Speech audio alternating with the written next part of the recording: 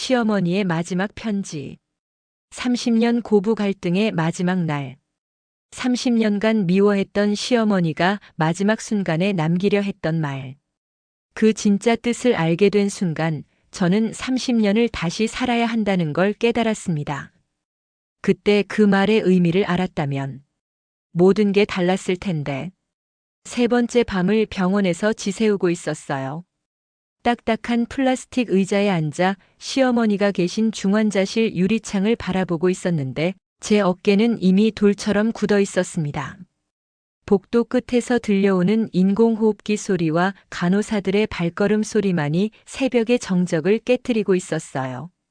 저는 손가락으로 차가운 의자 팔걸이를 톡톡 두드리며 복잡한 마음을 달래려 했습니다. 30년. 참 길었다. 이제 정말 끝나는 건가? 솔직히 말하면 슬프다기보다는 어수선했어요. 머릿속으로는 이미 장례 준비를 하고 있었거든요. 친척들에게 연락 돌려야 하고 빈소 준비도 해야 하고. 이런 생각을 하는 내가 나쁜 며느리인 걸까? 하지만 솔직한 마음이니까. 제 무릎 위에 놓인 손을 내려다봤어요. 30년간 이 집 설거지를 해온 손, 시어머니 약 챙겨드리던 손, 가끔은 맞기도 했던 손이었죠. 새벽 5시쯤 복도 끝에서 급한 발걸음 소리가 들렸어요. 남편 민수가 회사에서 급히 달려온 모습이 보였습니다. 며칠째 제대로 씻지도 못하고 병원에 있는 제 모습을 보더니 미안한 표정을 지었어요. 하지만 그 미안함도 잠시뿐이었죠.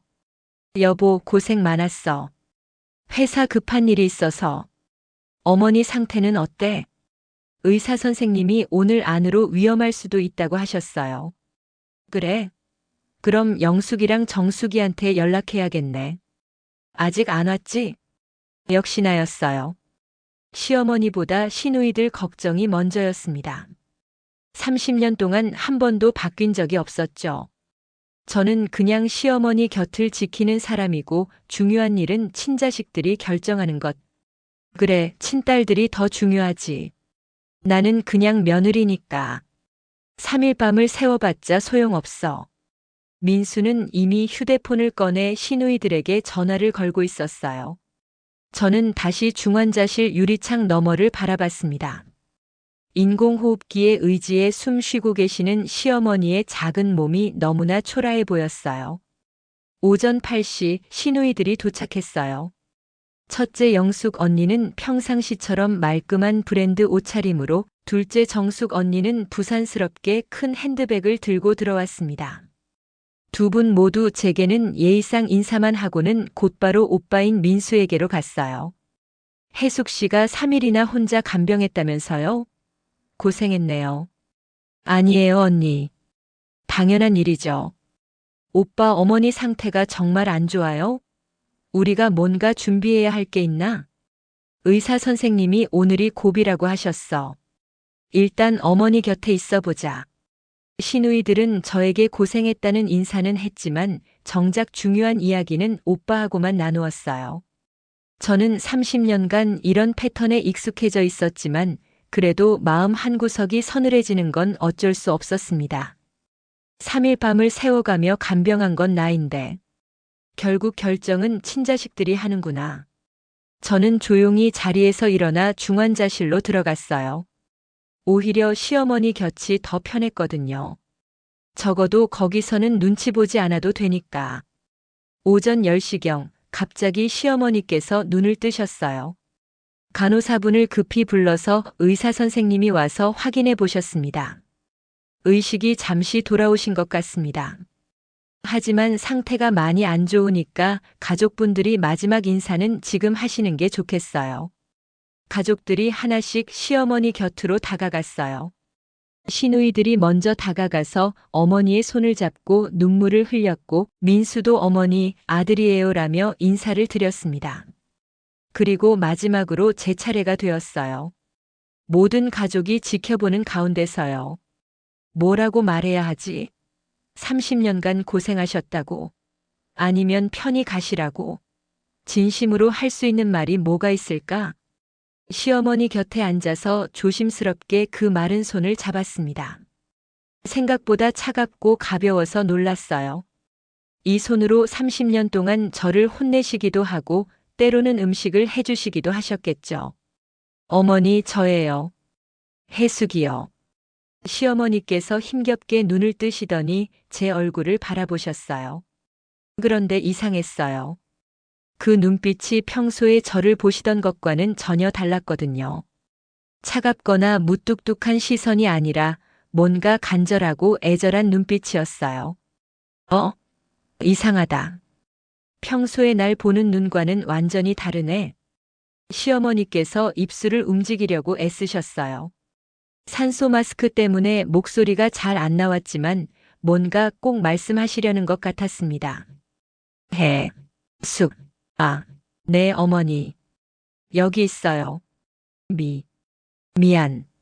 미안이라는 말씀을 하려고 하시는 것 같았어요. 하지만 산소 마스크와 약해진 목소리 때문에 정확히 들리지 않았습니다. 미안하다고? 어머니가 나한테? 뭐가 미안하다는 거지? 30년 동안 한 번도 들어본 적 없는 말인데. 시어머니께서 제 손을 더 꽉 잡으시려고 힘을 쓰시더니 또 무언가를 말씀하려 했어요. 저는 귀를 더 가까이 기울였습니다. 꼬마. 고맙다는 말씀도 하려고 하셨지만 역시 끝까지 전하지는 못하셨어요. 목소리가 너무 작고 가물가물해서 정확히 무슨 말씀인지 알 수 없었거든요. 그리고 얼마 지나지 않아 시어머니는 조용히 눈을 감으셨습니다. 고맙다고? 나한테? 도대체 뭐가 고맙다는 거야? 30년간 구박만 하시더니 갑자기 의사 선생님이 와서 확인하시더니 조용히 고개를 저으셨어요.